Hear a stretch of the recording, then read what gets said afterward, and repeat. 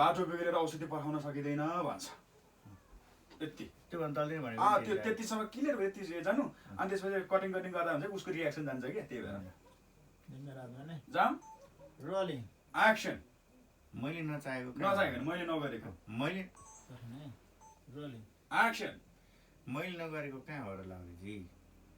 अब सदरमुकाम फोन गर्यो अस्तिको बाढीले बाटो बिग्रेको छ अहिले तत्काल औषधि पठाउन सकिँदैन भन्छ ओके ओके भन्दा ताली ताली ताली ताली है अब है डाक्टरलाई फोन गर्यो बल्ल बल्ल छट सक्यो अब एकैचोटि माघी मनाएर आउँछु भन्छ है मैले मात्र के चाहिँ गर्नु हो लाउरेजी है थोरै निराश भन्नु है रोलिङ एक्सन अब डाक्टरलाई फोन गर्यो